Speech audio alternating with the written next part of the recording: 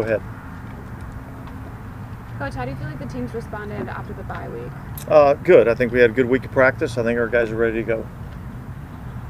That's where kind of some of the things that Falcons defense has done well under Ryan this year. Well, I think they've done a lot of good things.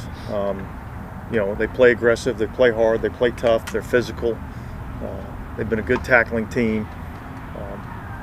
I think they do some creative stuff in terms of their pressure package, which creates some problems. So I think they're well coached. I think they're extremely disciplined in what they do, and I think Ryan's done a really good job with those guys. You always go up against people you're familiar with. Is there a unique level of familiarity, almost to the point of having to change up tendencies or anything that you need to make sure they don't know too much about? Yeah, I don't know necessarily that's the case. There's a lot of things that change from week to week, season to season, game to game. So obviously we understand that they've got a lot of guys over there that are familiar with us, and so we've obviously taken that into account. But there's a lot of things that change. How much have Caden and David added to their defense? I think both of those guys have played really well for their they added a ton of new pieces to their defense. Up front, in the secondary, at the linebacker position. So I think it's, really it's not a totally new unit, but it's significantly different from what we faced last year. Dennis, how have you seen Derek specifically attack the bye week and some of the things that he'd like to correct heading into the back half of the season? Yeah, look, I think he's been extremely focused on, things he's got to improve on. Again, like I said, I think he had a really good week of practice. I think he's focused in on the things that we're trying to do, offensively, from a scheme standpoint. So, I'm excited about watching our guys go out there and play. Anything about the offense that you're facing that has Cordero Patterson, but even the rookie Deshaun Robinson, but who does he specifically bring that is correct? Well, look, I think they have, a lot of players from a skill position that, present a lot of different challenges. They line up in a lot of different areas. They got a lot of guys that can do a multitude of things. Their backs, Patterson and Robinson, both those guys will line up in the backfield. They'll line up out wide. They'll run, typical kind of running back routes, and yet they'll run, wide receiver routes too. So I think that, along with their receivers, Pitts at tight end, I think all those guys present some challenges. All right. Thanks, guys.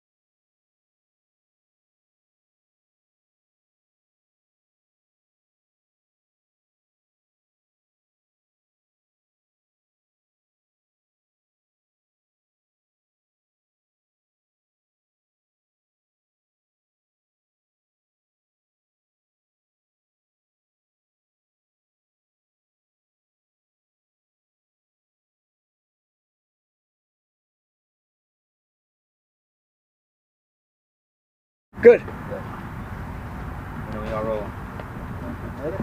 All right, Pete, bye week always a chance for kind of self-reflection, self-scouting. How did you kind of spend the bye week in terms of just kind of self-scouting? Yeah, I think this as a staff we kind of got organized about making sure that we covered really all areas, whether we broke up some things with the run game, some things with the pass game, and just really did a deep dive into everything we're doing, see where we can be better, things that we might be doing good, different. Just it gives you a chance to look at it in a whole, and I think it was a good process for us. Got a lot of information and just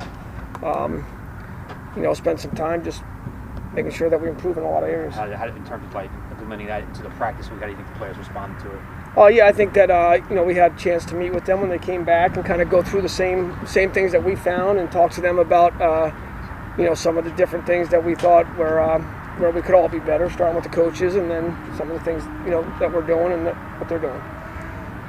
Pete, kind of too often you get an opportunity to add a guy in midseason who probably has pretty familiar knowledge of this offense. Yeah. So, what kind of benefit, I guess, is that when you're adding a guy like Mark Westman? Yeah, I think the number one thing is that you said is that he knows the offense. He knows, where to line up. He knows the schemes. I think that's probably one of the most important things, especially when you're bringing in a guy where, you're 10 weeks into the season, 11 weeks. So to me, the strongest point is that he has the familiarity. And then again, you put him through a workout, make sure that he's in shape and all those things. But we're real comfortable having him back. And then going up against Ryan, obviously there's a lot of familiarity there with him too, but completely different cast of characters pretty much. So how much like y'all's defense does it? Well, I think that there's there's a lot of familiarity, but there's also his touch on it, his things that he wants to do. So there's obviously things that are different, and when you watch him, obviously you see a team that's playing with a ton of energy, effort, physical. They tackle well. I think they're stout against the run. When you look at the secondary, it's a solid defense, and they're just making plays on the ball. So I think that he's obviously done a great job with them. He's got them playing hard, physical. And like you would expect with Ryan, and obviously clearly a big challenge for us. Were you guys almost, it seems like you guys have played a lot of teams after the Falcons have played it, so have you gotten a chance to really see a lot of them already this season before even the scouting process began this week? Well, I think that oftentimes when they're getting ready to play maybe somebody that you're not paying attention necessarily to their defense, it might be their offense that's coming through for you to see against the defense you're preparing for. But again, it's obviously a team that's playing well. It's situational football. They're in the tops in the league in red zone, third down. So again, we got our work cut out for us. Well, with AT, he's obviously a rookie getting into his first action week 9, week 10. Have you seen his confidence kind of grow in training camp? Yeah, I think the more I thought throughout training camp, you saw a player that got more and more confident. The more opportunities he got, the more familiar he got with the offense. But he's a guy that we have felt good about since the beginning, and it's nice to have him. Was this bye week especially valuable when it came to working with Derek Carr and getting a chance to kind of review what's working for him, what's not working for him, how you can put him in a better chance to succeed? Yeah, I think part of what the bye week, as I was saying earlier, just we had an opportunity to really get together as an offensive staff and making sure we covered everything. Whether Doug talked to the run game guys and kind of split up the responsibility and getting the pass game, and really going through that whole process for a couple of days, and then having an opportunity to visit with not only Derek but the whole team, and just kind of, hey, these are some areas that, starting with the coaches, we got to be better, and then some of the things that we felt like we needed to improve on. Has there been sort of the trial process with a new quarterback? I mean, has that led to some of the sort of stops and starts that the offense has had this season, where you guys are still trying to figure out what works? I think as we went through the self-scout, one of the biggest things I think is our third down numbers haven't been great really at any time. Even some of the games where we came out 50%, when you look at them, there was we felt like we should have been better. I think that's one of the main. And then when you have those opportunities to stay on the field, continue drives, I think everybody has more success. Did you find that some of the things that were working for the run game early in Minnesota before the score got out of hand? Yeah, I thought the culmination of some changes you had made. I think we had done a couple things differently, and I felt like in that game until we got into the situation where now we were playing catch up, and all of a sudden the run game was non-existent. I thought we blocked. I thought the O-line played well. I thought they did a good job with the run game. I thought we had a lot of positive in that area. Yeah, with the Taysom Hill reps, I could be wrong, but I think since week 2 is the last time that you've seen Taysom Hill with a quarterback rep with Derek on the field. I'm just curious, is that a change? Is that something that's kind of been phased out? I just think it can just depend on maybe the scheme or the play. So I don't think that's anything. I guess if you were to look at the statistics and the numbers, you would say a lot of times Derek's been off the field, but it doesn't have to always be that way. That's part of the game plan, and then so there's always, you have both in the game plan usually every week. And obviously another thing that the game kind of got in a situation last week where we didn't get him enough opportunities. And just in terms of like when you do have both of them in the personnel, is it just you get lighter looks from the defense? I think that there's probably some chances that maybe they make. You'd have to maybe talk to some of the defensive coaches, but I think that there's opportunities there's times where you might get a little bit something different when Derek's off the field as opposed to maybe having both of them on. And then sometimes, go ahead. No, I was going to say sometimes maybe as Derek runs out, they maybe adjust as well to seeing Taysom back there. I was going to say, how much of a focus has it been to get, I guess, more excuses plays ready for Taysom? A lot of times, those plays go away whenever you approach Taysom. Yeah, I think that again, we go into it's not any secret. We go into a lot of game plans with a heavy dose, and sometimes it's an opportunity of just like the game got out of hand a little bit last week, but me also giving him those opportunities. Okay. Thank you all. Okay.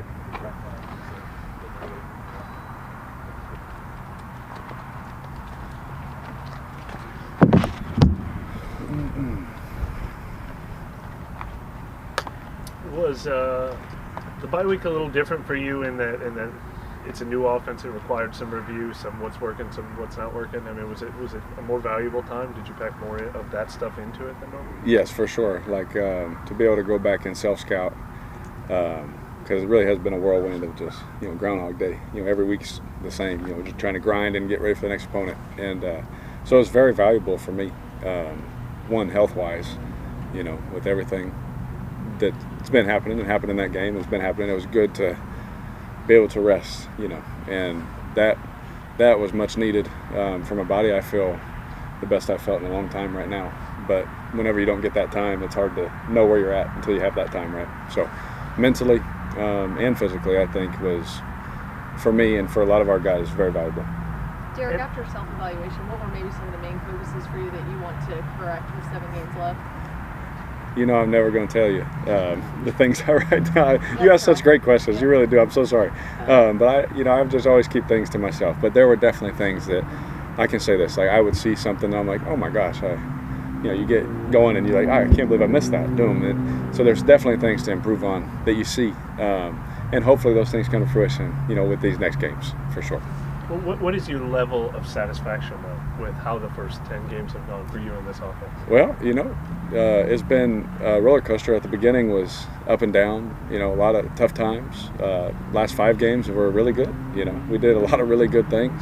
We started getting better in areas we had to get better, and we were improving. We had 3 drives or so in the Minnesota game. Then I got hurt in the next one. And it's like, man, we were just starting to do this. And so it was definitely positive, more positive as you look at it, the things we were doing in the last 5 games, and the cohesiveness, the unity, the timing, the things that we were doing better.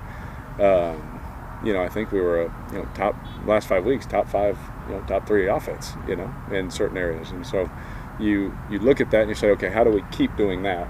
But you have to also go back to the first 5 to make sure you stay on top of making sure that we don't fall back into some traps for overlooking things. Were you also dealing with was it like a aggravation in your shoulder in the Minnesota game? Yeah. Or was that new? It was not new. Okay. No, it was just basically the same thing. But to be able to not have to come back on a Wednesday or Thursday and practice and do the workouts that I do and things like that, it was nice to be able to do some other things to help it feel better and have some time to rest. So, it was the shoulder. I don't think would have kept me out. Yeah. But it was definitely something. Did that require any rehab during the bye week, or was that more just you need the rest? I was here every day. Yeah, I was here every day getting rehab. I had to, and then plus with the protocol stuff, that I think since my last concussion, I got my rookie year. The protocol has definitely changed, and there's a lot of stuff you have to do. So I was here all week, but it was all right. My kids had school, so it was good. Hey, Derek, how much do you miss it when you miss a guy like Michael Thomas? How do you kind of make up for his productivity with someone else? Yeah, I've always said, whenever you lose a player, it's always next man up in football, but you can't just replace somebody. Someone has to fill that role, but they're going to fill it in a different way, and they're going to be them. They're going to be who they are. And so, while Mike is out, you miss him, you love him to death, you love his tenacity and his work ethic and his, the violence that he plays with. But it's a great opportunity for other guys to step up, and that's how I got my chance in this league. There was an injury, and I got to play in a preseason game, and I did well, and man, I got to find out who I was. And so it'll be a great opportunity for guys to have an opportunity to play and make a name for themselves while Mike is resting and rehabbing, and hopefully get him back as soon as possible. When you talk about the protocol changing a bunch in the last 10 years, what do you mean by that? Yeah, just some of the things they ask you to do. There's different levels and tests you have to take and to clear. I thought it was a lot back then, but even now it's even more strenuous and a lot of detail. They really, you could tell that there's been an emphasis, and since I had my last, concussion protocol or whatever, there's definitely been an emphasis made there to improve that area, and they're doing everything that they can. I would say from the league's point of view and from our team's point of view that they're doing everything they can to make sure that you are safe, because at the end of the day, I'm not going to play football for another 20 years. I got a life to live after this, and they want to make sure that guys are all right. They're there for their families and all this way down the road, and so you appreciate it. It's sometimes frustrating as a player in the moment, but you appreciate it as a husband and as a dad for sure. Yep. Does that make you feel more confident going back out there, knowing that you've gone through all these maybe extra steps? Oh yeah, and what's I think they put those steps in place for probably guys like me that if it was back then, I would just be like, I'm fine. I would have went back out there no matter what, and so you appreciate people taking care of you in that way. There's protocols in place for it. You have to pass them or you can't play. So. I definitely feel confident for sure. I'm good. How perfectly timed was the bye week for you and the team, considering the situation, the physical and the mental hurdles already that have gone on this year? Yeah, I know for me personally, I needed it, and it was great timing.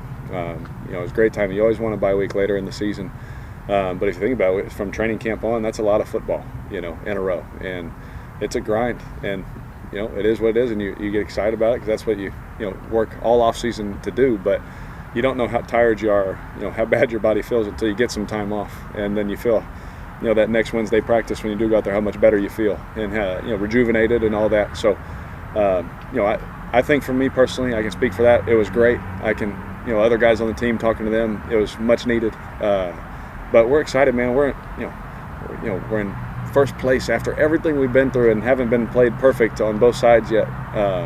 And we feel like, man, if we can just bring that together and let's just see what we can do down the stretch.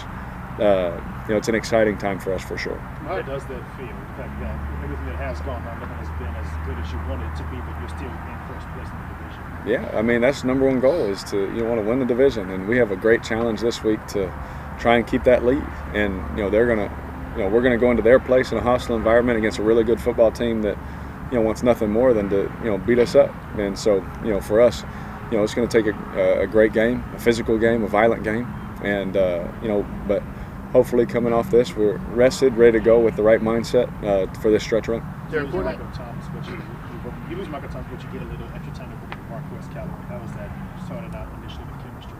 Yeah, he's been great. I've loved being around him. Obviously, the guys all know him from being here previously, but for me, just getting to know him, he's just such a great guy. He's a great practice player. Works really hard, and so. When his number is called, I know that he'll be ready for sure. You can see it in his demeanor and his body language for sure.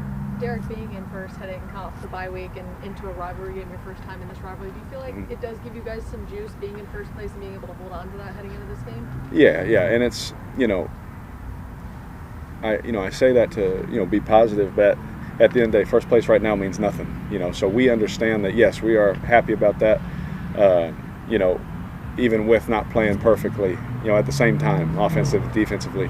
But at the same time, we understand the work that needs to be done to keep that. We understand the challenge that lies ahead for us to be able to hold on to that. And so I think a lot of guys spend a lot of time resting, relaxing, getting their minds right, getting their bodies right, to make sure that, first time, this season we play Atlanta, that we're ready to go, because they're a really good football team, well coached, they play hard, great scheme, and great players. So we got to bring it, and so hopefully we're ready to play. Derek, what are one or two of the most encouraging things that you think you guys did find during that 5-game stretch you were talking about? Well, I thought some of the things we did, we ran the ball well, especially in that Minnesota game. We started to run the ball well, under center and things like that. I thought that was positive. The passing timing and protection, was better in those last 5 games.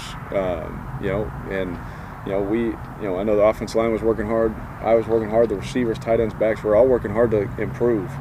And everyone always says that you want to play your best football at the end. And hopefully, we keep doing this improving, and it all comes together at the same time, both sides of the ball. Because at the end of the day, all we want to do is win. But I thought those were a couple areas that we started to improve and do things better. Doesn't mean we'll do them better, by just sitting on the couch. But those were things we started to do better, and hopefully that will just continue to improve for sure. With A.T. Perry, entering the season behind a bunch of guys in the depth chart, how much have you gotten to work with him one-on-one? Like, is there a kind of tricky balance with figuring out how to get time with some of the guys, like on the scout team or practice squad or whatnot? Yeah, for sure. There's been a couple of guys that were practice team players or new to the team, and the one I can remember the most recent for me was Darren Waller.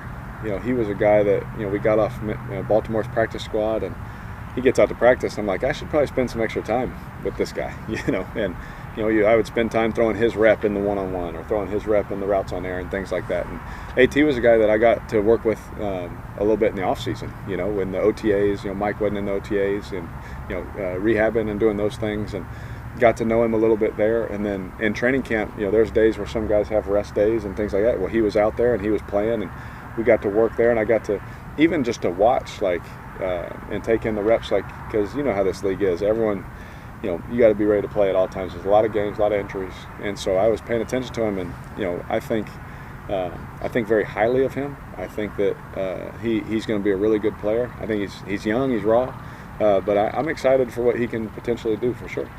When you have 6'5" on the outside, does that, I don't know, change, but do you adjust how you kind of read things when okay, he can get up higher than anybody else? There's some different type of throws you can make for sure. For a guy like AT, I've always had guys that I love to throw to that can go up and get a football. Waller was one. Andre Holmes was another guy I love to throw the ball up to. Crabtree was another guy. These guys that's kind of their style of play. It's always nice to have that. You can't have just 10 of those kind of guys. You want to be able to do different routes and different things. But the thing that impresses me the most with AT is he can play those, but he can drop his hips and run routes too. And at the line of scrimmage, he's really good. Usually bigger guys, they just kind of make one move and go. He's got a release game, and he can play the game. And so there's things that you see in him that, yes, there are things that he can do, but he can also do some of the other stuff that you like that other guys can do too. You could roll all the way to the left sideline and throw across the field to the right sideline. Do I think I'm capable? I'm capable. Do I, in that situation when I've thrown it, probably done the same thing? Will we do that every time? I don't think we'll do that every time. But it was encouraging. It was good. I think my favorite part is that when he was in the game, though, what I can remember when I was in, when I was in there was, his confidence in the huddle.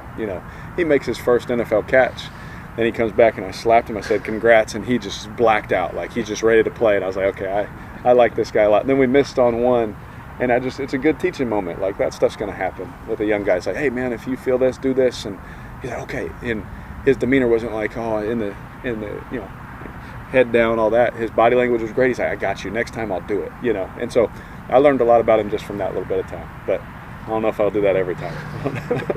Derek, what do you make of going back to the Falcons game and some of the states and everything, that you guys are already in the driver's seat now, but if you win this one, you're more in the driver's seat, or you guys have the odds, if you guys win, are like 82% to make the playoffs. Just what do you kind of make of the stakes of everything involved? Well, that's huge. At the end of the day, I've been on a team that had almost little to no odds to make the playoffs, and we did. we had an interim coach, a whole bunch of guys that nobody wanted, and we were able to do it. And so the percentages and all those things don't mean anything until that last week and all the games are over. But for us, the main thing will just be to remain that we can't give in to complacency. When it feels good, when you're doing well, you can't give into that. You got to be uncomfortable. You got to push. You got to go, because that's what other teams are coming to do. When you're in front, people are coming to get you. And I know that. Even when I've been on teams that weren't in first, you're looking at that team right ahead of you, and you're like, all right, well, they're going to get our best shot. Because that's what we got to do. So we can't get complacent. We got to be ready to go. Did you get to see you in the second half of the game? A little bit, yeah, a little bit. I had seen my family just so they could get out real quick, and then I was with the doctors. But I got to see a little bit for sure. Yeah, but I watched it afterwards. Yeah. But I could hear the crowd. I meant during the game. Yeah, I figured you watched it. In the locker room, I could hear the crowd reaction, so I kind of knew what was going on. I kind of knew what was going on. Yeah. Was it kind of just deja vu in terms of AFC North road trips? It seems like that's kind of a rough couple of games. For going what? Green Bay. Oh. You talking about deja vu of getting hurt? Yeah. Oh yeah, man. Like I've never been hurt this much in my life in one season. So it's been, if I'm honest, if I'm human with you for a second, it's been a little frustrating. You work really hard in the weight room and things like that to try and prevent as much as you can, take care of your body, all that. So that part's been a little frustrating, but I had a week off to get back right. So we'll be ready. Thank you, Derek. Good. Thank you. Yeah, thanks. Thank you, guys. Sorry, excuse me. Thanks, Derek. Yep, thank you.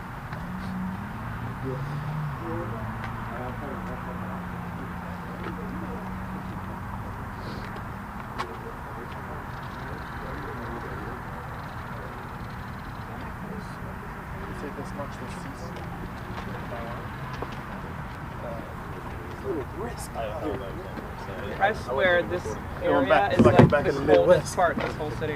Yeah. Never gets any sun over here. All the wind blows through. Yeah. Did you guys have a good Thanksgiving? Of course. Great. That's always the best time, man. TV dinner. I'm solo down here, so living in the apartment right around the corner. But it was good. Yeah, Hope was good. Oh, yeah. Mary Calendar, whatever. Marie Calendar. I vouched for that. Thanksgiving dinner here? Or, or lunch? I missed it. Whatever they had. Joe, you're kind of looking at this collection of skill position players they have. Oh yeah. What's the thing that really just kind of immediately jumps out? I think Arthur does a great job just putting together multiple personnel packages and then moving the guys around. You don't know if they're going to be in the backfield, they're going to be in the receiver position. So he does a good job putting those guys in position to try to create matchups. But they're talented. They have three really good backs. I was in Minnesota when we drafted Cordero, so I know what he's all about. But three good backs. They have big receivers, obviously the tight ends. They can create all type of problems for you. It wasn't a back, though. No, but he was just a dynamic player, man. He was a great returner. Yeah. We thought he'd take it back every time, but I'm just so happy for him that he's still playing. And with Bijan Robinson specifically, I mean, sounds like you have some thoughts on it. Yeah, he's special. Yeah. He's special. And again, I've been around some players, like Adrian Peterson, but you can just tell when they're special, and he is. Great vision, great contact balance. To see guys falling off on contact. He can catch the ball out of the backfield, but he's a problem for sure. I asked Dennis this, if I worded it wrong, I said, do you have a good evaluation? I'm sure you do, but how do you feel about your run defense? It feels like there's been the issues with the quarterbacks getting free, but there haven't been a lot of stubborn run teams that give their running backs 20-plus carries in a game on your schedule so far this year. How do you feel you guys are doing in that area? No, you're exactly right. I know what the stats say in terms of the total yardage, but in terms of the actual run game, I feel like we are playing better this year compared to the past. But we have to get better control of the quarterback. Just keeping plays alive with the scrambles. That's been our issue. Something that we looked at over the bye. I think collectively as a defense, we just have to do a better job taking care of the QB. How do you think you guys are built for? I guess Indianapolis came into the game with a similar approach, and they had those two guys they fed, and all the way back to week 1 in Tennessee. But a team that unless they're down by 21 points, they're probably going to run 25, 30 times. They're going to run the ball. I've had some past experience with Coach, and I know they're a run-first offense. But, the run, if they get it going, then it sets up the play action, the bootlegs. So we have to do a good job defending their run game. You're bringing up the quarterback runs. Is Ritter somebody that can do Yes. that? Yeah. Yes. He's very athletic. And I think we've played against similar quarterbacks. Go back and look at Dobbs, look at Jordan Love. He kind of fits in that mold. But he sits back and he'll sling it now. He's not afraid to, throw the ball, fit it into coverage, or let it go deep. When you watch the tape, it's impressive at times. Is there anything that has kind of stuck out to you as like a consistent thread of the slow starts defensively the last couple of weeks? Or No, I mean, it's something that we really talk about. And I think you have to put emphasis on it every day in practice, just to start fast and be on the details. We went back and looked at some of the issues that we were having. So we sat down and watched that tape with the players. And first and foremost, I always look at myself, so I want to do a better job, make sure I'm putting them in position and preparing them. But at the start of the game, that's where you're going to see different stuff, the unscouted looks. So we really have to rely on our technique and play with clean eyes and discipline, so those things don't happen to us. When you lose a guy like Marshawn, how difficult is that? Do you have to kind of reevaluate a lot of your plans in terms of coverage? I mean, it's difficult because of his caliber and who he is and what he's done. But I do feel confident in the guys that we have behind him. They've all played. I know it was a similar situation last year where Alante and D had to step up. But I'm fully confident in the guys we have, and we'll be able to move guys around and do some things defensively. In terms of just generating pressure, blitz packages, stuff like that, what are some of the challenges if you do decide to get a little more blitz heavy in terms of the back end, where you want to play man, but there's obviously a little bit more. It's rushing coverage, man. That's my job. So, man, if we want to get a little more aggressive, then we have to be great in coverage. And that's how we always try to do it in terms of rushing coverage. But there's times we probably do need to do that a little bit more, so we'll see moving forward. Kind of going off of what you said about the slow starts, do you think that's a scouting thing, or how it's translating to the players early? Or No, it's just normally every week they're going to give you some unscouted looks. And, if you play four plays good and one play bad, then everyone remembers. You know what I mean? So it's just really just playing the defense. It's really not about the call. It's just going out, putting your eyes in the right place, and just executing your responsibility and technique. Thanks, Joe. Is that it? All right. Appreciate you. We'll see you guys over. Cold, so everyone's